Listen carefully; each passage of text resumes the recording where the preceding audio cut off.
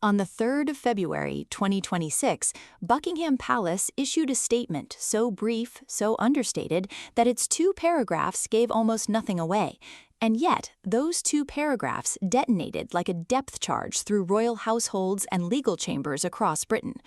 Prince William had been named the sole beneficiary of one of the most secretive and historically significant private estates in the entire history of the British monarchy, not Sandringham, not Balmoral, not Windsor.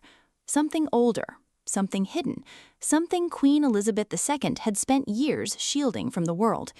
When Camilla and her son Tom Parker Bowles discovered exactly what had been transferred, and more critically, what had been deliberately kept from them, the fury that erupted behind palace walls was unlike anything royal staff had witnessed in living memory. What follows is the full account, every estate, every clause, every confrontation, from the Queen's handwritten covenants to Tom Parker Bowles' collapsed commercial ambitions, to the moment Camilla stood in frozen silence watching William sign away everything she had worked to claim. This is not simply an inheritance story. This is Queen Elizabeth II's final, unanswerable chess move. The Cedar Estate, a secret older than most memories. To understand this story properly, we cannot begin in 2026. We must go back to 1944. In the deepest shadow of the Second World War, King George VI, confronted with the existential uncertainty of a nation at war, quietly acquired a private estate nestled within the Chiltern Hills, straddling the border between Oxfordshire and Buckinghamshire. It was known as the Cedar Estate, and from the very moment of its purchase, it was designed to vanish. No royal registry entry, no public announcement, no ceremonial acknowledgement. For more than 80 decades, the Cedar Estate existed only in the guarded conversations of senior courtiers, a shadow property known to almost no one and fiercely protected by the few who were aware of it. Which raises a question worth sitting with. Why would the royal family conceal an estate for 80 years? What did it contain that demanded that level of secrecy? The answer came in internal briefing notes circulated among members of the Royal Correspondence Guild on the morning of February 3, 2026. What those notes described left even the most experienced royal historians momentarily without words. The Cedar Estate housed a private chapel with an engraved memorial vault listing royal family members who had served in armed conflict. Its archival chambers contained 186 oak chests filled with personal wartime correspondence and confidential royal communications.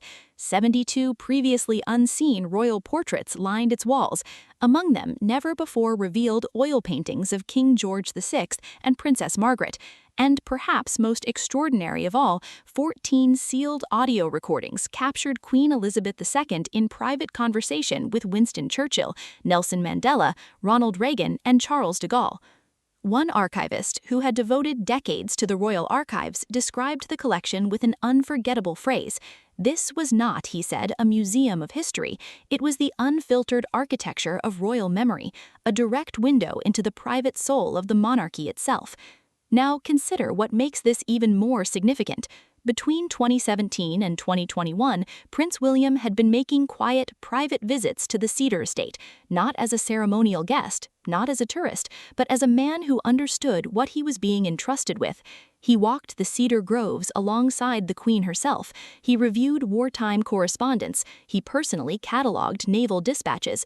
He even repaired the moisture control systems protecting the archival chambers.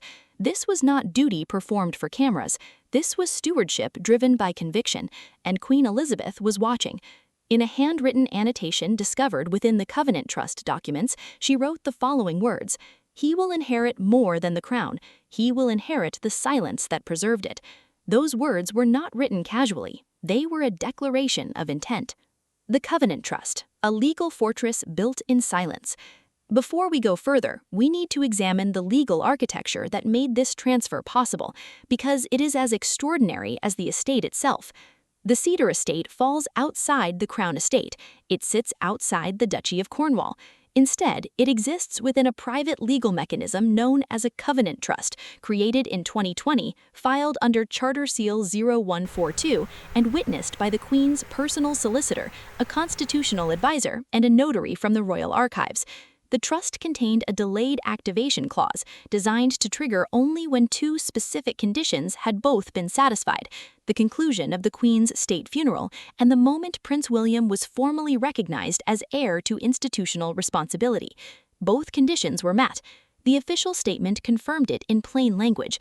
Under the terms of the sealed covenant trust executed by Her late Majesty Queen Elizabeth II in 2020, the property known as the Cedar Estate shall pass in full and exclusive guardianship to His Royal Highness the Prince of Wales, effective immediately. Simple words, irreversible consequences. But this is where the story pivots from inheritance to confrontation, because not everyone received this news with dignity. Camilla and Tom, the plans that were never meant to be discovered. Multiple well-placed sources have confirmed what palace insiders had long suspected. Queen Camilla and her son Tom Parker Bowles had been quietly, persistently, and strategically positioning themselves to bring the Cedar Estate under their sphere of influence for years. From late 2024 onwards, Camilla had been advocating internally for what she described as a Windsor Cultural Legacy Center, a proposal that included gourmet retreats celebrating British culinary heritage, literary salons focused on female royal narratives, and intimate historical tours through the Cedar Groves. Respectable on the surface, considerably less sentimental beneath it. Tom Parker Bowles looked at the Cedar Estate and saw something altogether different. He saw a commercial opportunity. Private memos reviewed by royal insiders revealed plans for a Michelin-caliber restaurant inside the old hunting lodge, an artisanal food brand called Royal Wild, featuring cedar-aged cheeses, wild trout, estate honey and seasonal wines, and elite private events for high-paying guests. A commercial enterprise dressed in the clothing of royal heritage. Then came October 18, 2025, and a leaked briefing note that shifted everything. Tom's legal team had been quietly exploring whether sections of the estate could be reclassified under public heritage law, arguing that its wartime origins entitled it to cultural protection status. That reclassification would have diluted William's exclusive claim and potentially opened the door to shared management. Ask yourself honestly, does any of that resemble respect for a sacred royal legacy, or does it resemble a commercial takeover wearing a heritage mask? In November 2025, Camilla hosted a private gathering near Henley-on-Thames, drawing heritage donors, food critics, and art historians. Publicly, the event celebrated rural sustainability, but attendees described something quite different.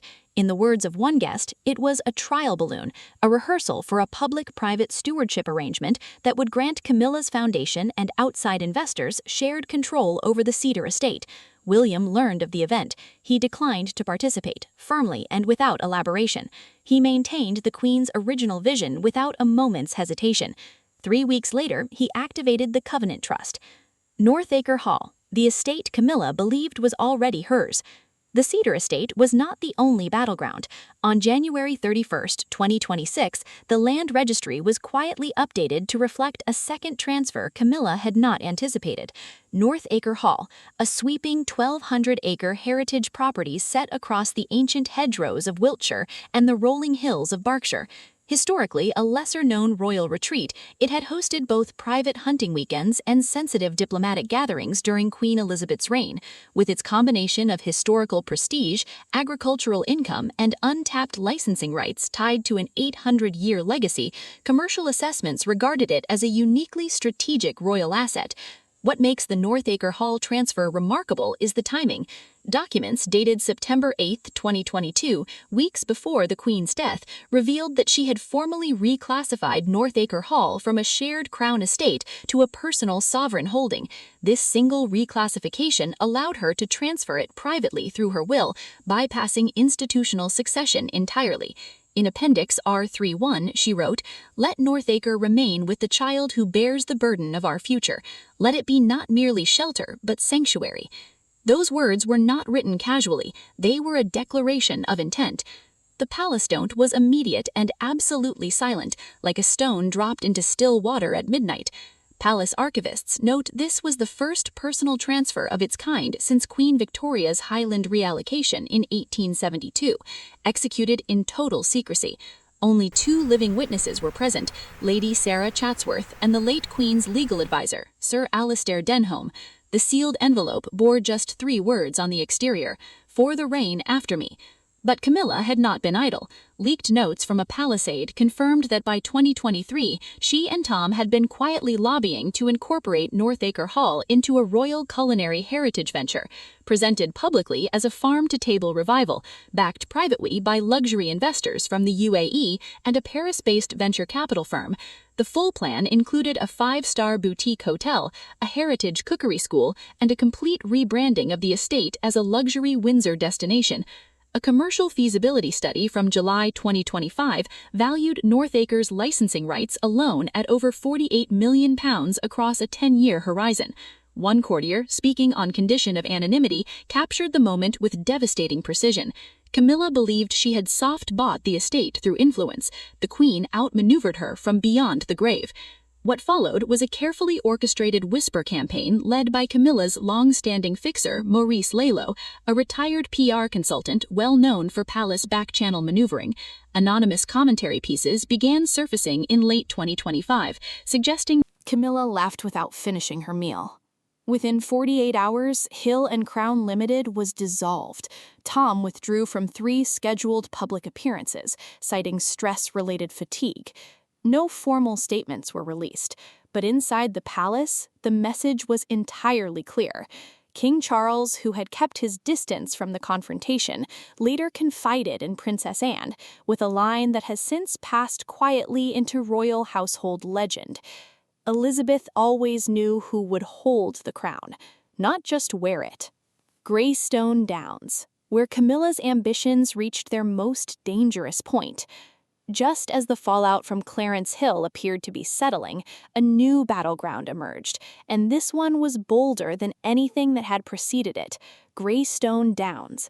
Over 400 acres of protected ancient woodland, home to a Tudor hunting lodge dating back to 1578, and a private stone chapel housing 17th-century relics. Queen Elizabeth had spent more than 4 decades maintaining Greystone Downs as both a personal retreat and a living testament to the monarchy's sense of moral responsibility. Leaving it to William was not simply practical, it was deeply symbolic. He was heir not only to the throne, but to restraint, to stewardship, and to quiet dignity. Camilla and Tom saw it through an entirely different lens. Documents recovered from a former financial aide valued Greystone Downs at £80 million. It was their most coveted target yet. The vision they developed for it was staggering in both its ambition and, many would argue, its audacity. Luxury eco-lodges at £5,000 per night, a curated farm-to-table dining experience hosted by Tom himself, a members-only culinary circle targeting elite clients from the UAE and East Asia. The entire enterprise packaged as a Windsor sanctuary, a premium brand built on the foundation of someone else's heritage. Behind the scenes, Camilla's legal liaison, Sir Piers Mallory, had begun probing the terms of the will, searching for any clause that might permit shared custodianship or heritage collaboration, any thread that might unravel William's exclusive control. Tom, meanwhile, had quietly registered a new holding company in Luxembourg, Stag Crown Hospitality Limited, 3 weeks before the Queen's will was made public. Recovered plans revealed proposals to convert the estate's chapel into a mindfulness retreat center and transform the stables, once home to Queen Elizabeth's prized ponies, into a wellness and vineyard spa. Then, Princess Anne intercepted a confidential email exchange between Camilla's solicitor and a peer in the House of Lords. She brought what she had found directly to William. Her assessment was delivered in the precise, measured tone that those who know her understand to be far more formidable than open anger. She isn't challenging the crown, she's challenging mother's ethics. William convened a closed-door session with the Privy Purse. What followed was a swift and comprehensive legal counteroffensive. The sealed covenant released to the Royal Archives on February 3, 2026, made Camilla's plans structurally impossible. Written in the Queen's own hand and notarized in 2021, it explicitly prohibited any material transformation, commercial conversion, or brand exploitation of Greystone Downs without the personal approval of William himself. The clause was not merely a legal barrier, it was a direct rebuttal, proof that Elizabeth had not only foreseen the challenge, but had prepared for it years in advance. A palace footman present during the confrontation described the moment Camilla opened the envelope bearing the Queen's monogram. She read it twice in complete silence. Then she spoke 4 words that no one in that room will ever forget. "Even in death, she cages me." William's response came not in words, but in action. On February 5th, he made an unscheduled visit to Greystone Downs, accompanied by Princess Catherine and their 3 children. Cameras captured the Wales family walking along the frozen edge of the estate's lake as the sun descended. No statement, no press conference, no drama, simply a family standing on their land, honoring a promise. Greenheath Estate, the $37 million surprise. If Greystone Downs represented Camilla's most audacious move, then Greenheath Estate delivered her most humiliating defeat. Located southeast of Forest Lodge, Greenheath was a vast stretch of undeveloped woodland spanning more than 500 acres, bordered by a historic Roman road, and protected under a royal conservation deed. Insiders had long regarded it as a potential high-level retreat, secure diplomatic gatherings, and world-class rehabilitation programs under royal patronage. Camilla had coveted it from the moment Queen Elizabeth died, and she had fundamentally misread what it actually was. She had assumed the sealed section of Elizabeth's will, referring to Greenheath, described a ceremonial plot, perhaps unused hunting grounds. She was comprehensively wrong. Greenheath was accompanied by a $37 million private trust accumulated through decades of strategic transfers, personally overseen by the Queen, a financial reserve that had been quietly growing in the background, invisible to anyone who had not been specifically directed to find it. The discovery of that fund sent Tom Parker Bowles into a state of fury. He had spent considerable time envisioning a media-branded culinary wellness center on the land, backed by Dubai investors and a French spa conglomerate. Promotional dinners had been planned, society invitations were being prepared, artisan wines, locally sourced produce, and Ducci olive oils had been selected for showcase events with foreign dignitaries. The machine was already in motion, and then on January 30th, 2026, Princess Anne, acting on behalf of the Royal Trust Authority, sealed the asset transfer, backdated to December 28th, 2025. William received full rights to Greenheath. The $37 million private trust went with it. That evening, a royal vehicle delivered to Clarence House the final transfer documents, along with something Camilla had not expected: a private audio recording of Queen Elizabeth herself, in her own voice, explaining her wishes for Greenheath. The estate was to become a protected legacy zone, reserved exclusively for environmental education programs, child rehabilitation initiatives, and educational stewardship under the direct patronage of William and Catherine. Camilla convened an emergency meeting with Tom and 2 estate lawyers at Romley House that same night. According to palace sources, the conversation moved almost immediately toward legal maneuvering. Camilla was prepared to challenge Elizabeth's mental capacity at the time the Greenheath deed was executed, to argue that William and Catherine, aided by trusted advisors, had exerted undue influence over an aging sovereign. It was a posthumous assault on Elizabeth herself, an attempt to rewrite history from inside the very family that history belonged to. King Charles, despite his deteriorating health, issued a private warning within 48 hours. Any attempt to undermine Elizabeth's will would be regarded as an act of sedition against the crown's memory. When that letter reached the Times on February 2, 2026, public outrage followed immediately. Constitutional scholars, royal historians, and pro-monarchy organizations united in denouncing the scheme as both morally and legally indefensible. Princess Catherine's quiet appearance at a Windsor children's hospice that same afternoon provided the defining visual counterpoint, dignity and compassion standing in absolute wordless contrast to the scheming being conducted elsewhere. At 9:46 in the morning on February 3, 2026, William arrived at the gates of Greenheath, Ulm, a plain navy wool coat, a single aide, no cameras, no press, no drama, simply a signing that permits environmental restoration and non-commercial educational outreach. Proof enough for anyone to witness the actual intention of his visit.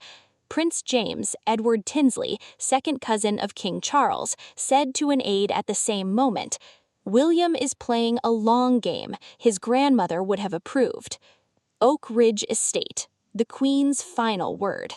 And then came Oak Ridge, the last estate, the one that in many ways rendered everything else unnecessary.